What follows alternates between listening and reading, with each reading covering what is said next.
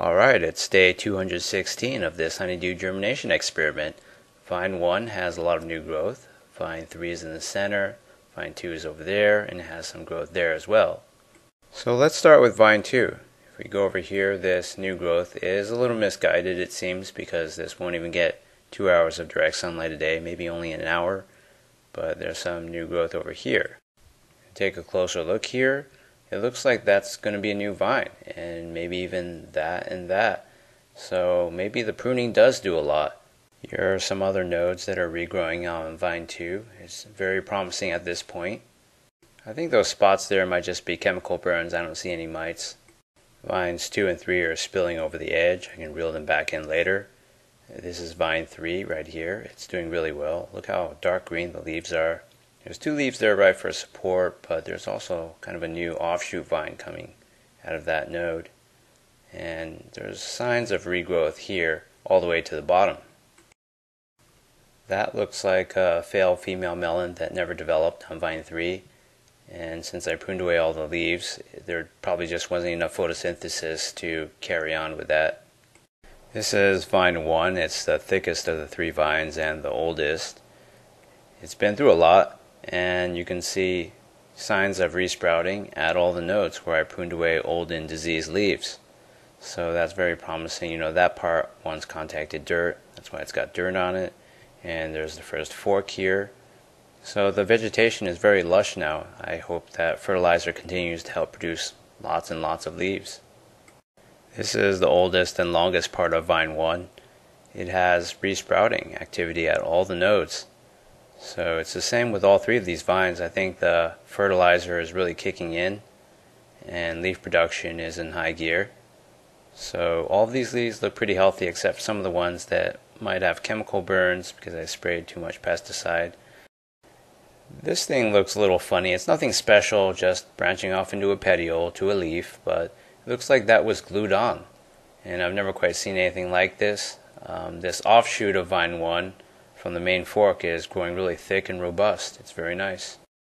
So the melon hasn't gotten all that much bigger. We've just seen a lot of vegetative growth. I'm hoping this isn't teetering on the edge of being shed, but I can't see any signs of it being shed.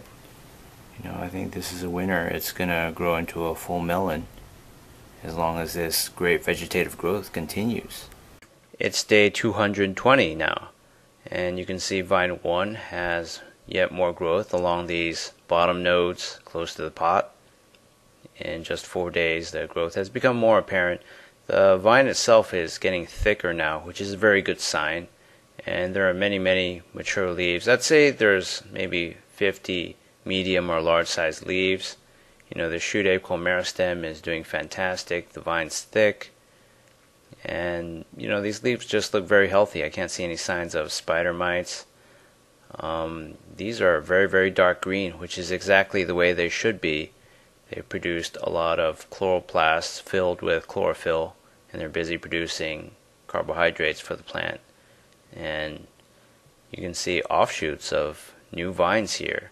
So that's happening at many nodes. That will produce exponential growth as well. Starting on day 219, this melon became yellow. And I'm kind of at a loss for words. I hope it's not being shed. I haven't seen this kind of appearance change.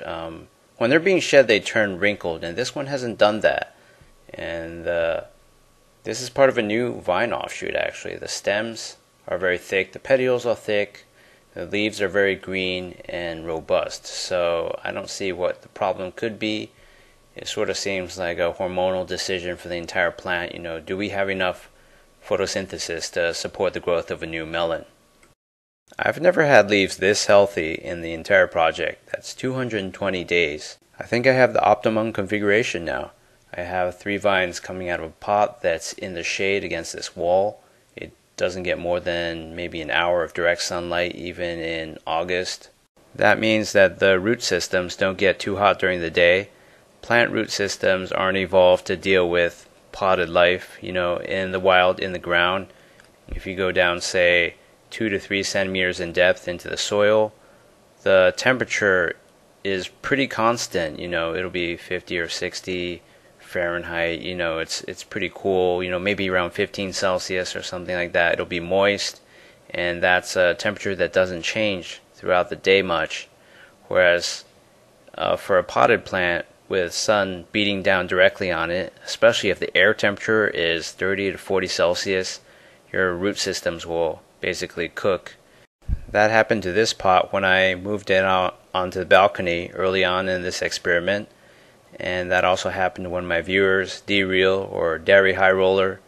He tried growing cantaloupe in March, and it got fried in the Texas sun in a pot in direct sunlight. But he tried again later on and had the pot in a place where it only gets 2 hours of direct sunlight a day, and that turned out to make all the difference.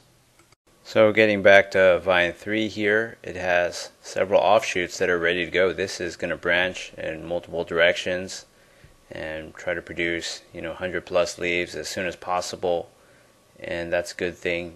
Before it starts flowering, I definitely want a lot more leaves, otherwise what kind of fruit can it possibly grow? So that's hanging over the edge. I'll reel it in when it gets too long.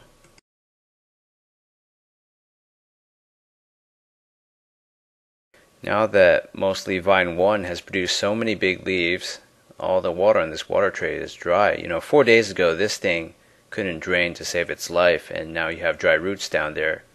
So I'm going to water from the top with some clean distilled water.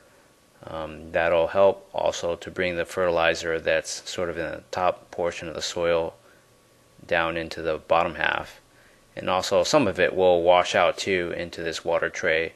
The water usage rate is fast approaching that of my sweet potato vines in their glory heyday.